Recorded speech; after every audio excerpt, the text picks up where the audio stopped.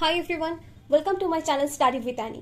আজকে আমি ভিডিওটা বানাচ্ছি বেসিক ইলেকট্রনিক্সের ওপর।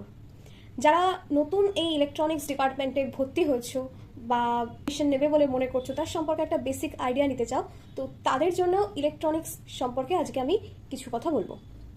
ইলেকট্রনিক্স হলো এমন একটা ব্রাঞ্চ যেখানে আমরা সায়েন্স এবং ইঞ্জিনিয়ারিং দুটো নিয়েই আলোচনা করে থাকি, এবং এখানে আমরা কিছু ডিজাইন করি, কিছু সার্কিট টেস্ট করি, এবং কিছু অ্যাক্টিভ কম্পোনেন্টস আছে যেমন লাইক সেমিকন্ডাক্টর ডিভাইসেস, ট্রানজিস্টার, আইসি, ডায়োড, এই সমস্ত ডিভাইসগুলো নিয়ে আমরা পড়াশোনা করে থাকি এবং সেগুলো দিয়ে আমরা বিভিন্ন রকম সার্কিট তৈরি করে থাকি।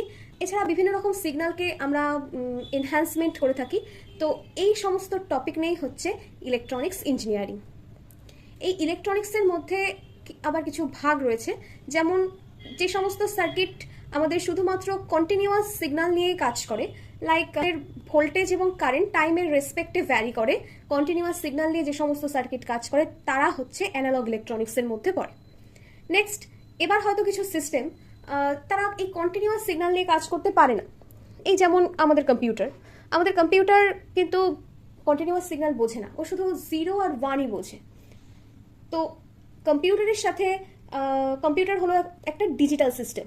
তো এই ডিজিটাল সিস্টেমের সাথে অ্যানালগ সিস্টেমকে ইন্টারফেস করানোর জন্য আমাদের দরকার ডিজিটাল ইলেকট্রনিক্স, যেখানে নাকি সিগন্যালটাকে ডিসক্রিটাইজ করা হয়, বা আমরা বলতে পারি সিগন্যালকে প্রসেস করা হচ্ছে বা ডাটা প্রসেস করা হচ্ছে, তারপর যাতে সেটা আর কি কম্পিউটার আন্ডারস্ট্যান্ড করতে পারে, কম্পিউটার সেটা প্রসেসিং করতে পারে। তো সেই জন্যই আমাদের ডিসক্রিটে কনভার্ট করতে হয়।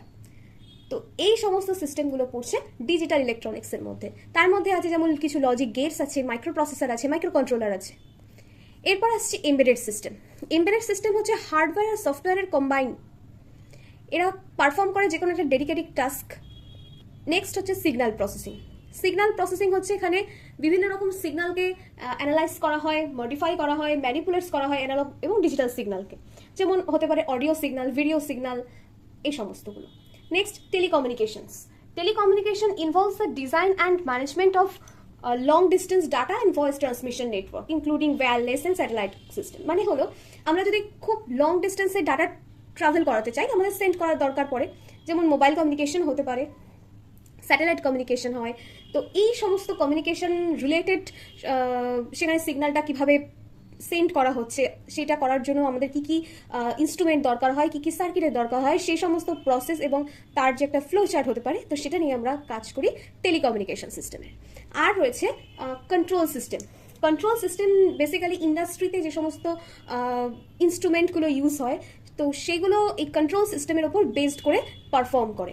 সাপোজ আমার হয়তো কিছু একটা রিকোয়ারমেন্ট আছে যে আমি এই ধরনের আউটপুটই চাই এই মেশিনটা থেকে, পার্টিকুলার কোনো একটা মেশিন থেকে। তো এই পার্টিকুলার মেশিনটা আমাকে এই আউটপুটটা কতটা দিতে পারছে এবং কতটা এরার থাকছে, সেই ক্যালকুলেট করে একটা ফিডব্যাক পাথ তৈরি করে, এবং এই ফিডব্যাক পাথটা আমার যে অ্যাকিউরেট ডাটাটা চাই বা আউটপুটটা চাই, সেই অ্যাকিউরেসিটা ও আস্তে আস্তে গেইন করে। এটা হচ্ছে কন্ট্রোল সিস্টেমের মধ্যে।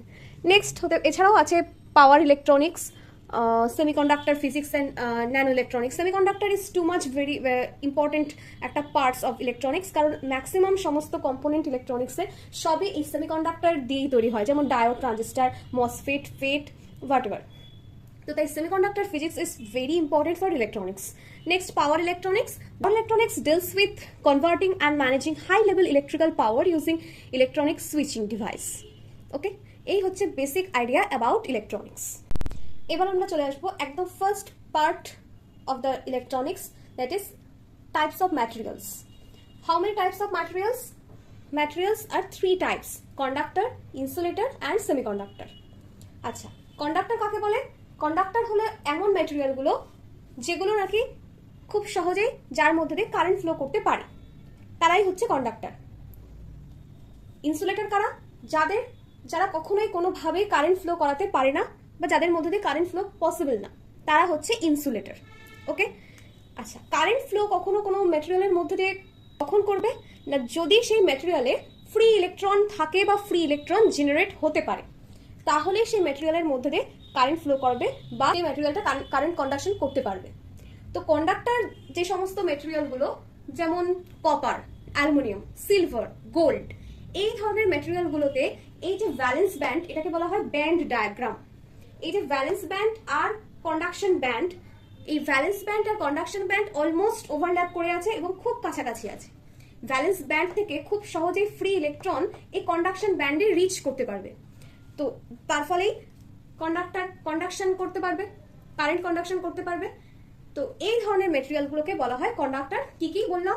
Copper, example copper Cu, aluminium Al, silver Ag, আর হয় গোল্ড। তো সব থেকে হাইয়েস্ট কন্ডাক্টিভিটি কার আছে? সব থেকে হাইয়েস্ট কন্ডাক্টিভিটি আছে silver. Silver has the highest conductivity.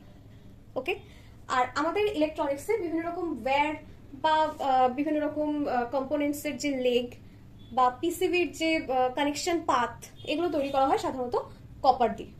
তো কপারটা ইলেকট্রনিক্সে খুব বেশি পরিমাণে ইউজ হয়। ওকে, নেক্সট আসছে ইনসুলেটর। ইনসুলেটর হলো এমন সব মেটেরিয়াল যার মধ্যে কোনো রকম ফ্রি ইলেকট্রন কোনোভাবে জেনারেট হতেই পারে না, কোনোদিন পসিবলও না।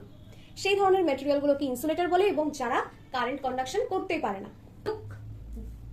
ভ্যালেন্স ব্যান্ড আর কন্ডাকশন ব্যান্ডের মধ্যে একটা হিউজ ডিফারেন্স রয়েছে।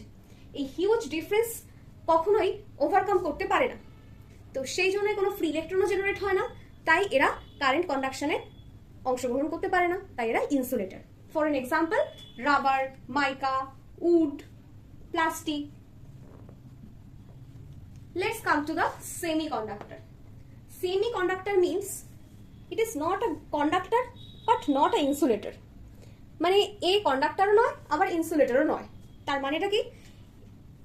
0 কেলভিন টেম্পারেচারে এই সেমিকন্ডাক্টর যারা আছে তারা কোনোভাবে কারেন্ট কন্ডাকশন করতে পারে না। তাদের মধ্যে কোনো ফ্রি ইলেকট্রনও থাকে না, তাই জন্য তারা কারেন্ট কন্ডাকশন করতে পারে না।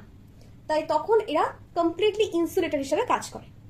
কিন্তু যদি টেম্পারেচার ইনক্রিজ করা হয়, রুম টেম্পারেচারে আনা হয় বা আরো টেম্পারেচার ইনক্রিজ করা হয় বা কোনো এক্সটার্নাল ভোল্টেজ সোর্স অ্যাপ্লাই করা হয়, তাহলে এই ভ্যালেন্স ইলেকট্রনে, ভ্যালেন্স ব্যান্ডে কোভ্যালেন্ট বন্ড করে থাকা, covalent bond is very weak bond. এই কোভ্যালেন্ট বন্ড যখনই আমরা কোনো এক্সটার্নাল ভোল্টেজ সোর্স অ্যাপ্লাই করব অথবা কোনো টেম্পারেচার বাড়াবো, তখনই এই কোভ্যালেন্ট বন্ডগুলো ব্রেক করে যায়। কোভ্যালেন্ট বন্ড যদি ভেঙে যায় তাহলে কি হবে না, ফ্রি ইলেকট্রন জেনারেট হবে। তারপর সেই ফ্রি ইলেকট্রনগুলো এই ভ্যালেন্স ব্যান্ড থেকে কন্ডাকশন ব্যান্ডে রিচ করতে যে পরিমাণ ভোল্টেজ বা যে পরিমাণ এনার্জি দরকার, সেই এনার্জিটা যখনই ও গেইন করবে তখনই সেই ফ্রি ইলেকট্রন ভ্যালেন্স ব্যান্ড থেকে কন্ডাকশন ব্যান্ডে রিচ করে যাবে, ফ্রি ইলেকট্রন জেনারেট হবে, আর তখনই সেমিকন্ডাক্টর বিহেভ করবে কন্ডাক্টরের মতো। তাই এদেরকে বলা হচ্ছে সেমিকন্ডাক্টর। এদের এক্সাম্পল কি হয়? Silicon, germanium. Silicon Si, germanium Ge, gallium arsenide GaAs, এরা হচ্ছে সেমিকন্ডাক্টর মেটেরিয়াল। আমাদের ইলেকট্রনিক্সে সমস্ত components device, maximum components device এই সেমিকন্ডাক্টর দিয়েই তৈরি।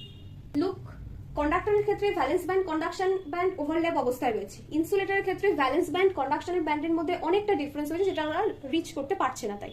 কিন্তু সেমিকন্ডাক্টরের ক্ষেত্রে না তো এতটা কাছাকাছিও রয়েছে, না তো এটার মতো এতটা ডিস্টেন্স রয়েছে। ভ্যালেন্স ব্যান্ড আর কন্ডাকশন ব্যান্ডের মধ্যে একটা এইটুকু ডিস্টেন্স রয়েছে, বা একটা মিনিমাম ডিস্টেন্স রয়েছে, যেটুকু যদি এক্সটার্নাল ফোর্স অ্যাপ্লাই করি বা টেম্পারেচার ইনক্রিজ করি তাহলেই সেই ফ্রি ইলেকট্রনগুলো ভ্যালেন্স ব্যান্ড থেকে কন্ডাকশন ব্যান্ডে রিচ করতে পারবে।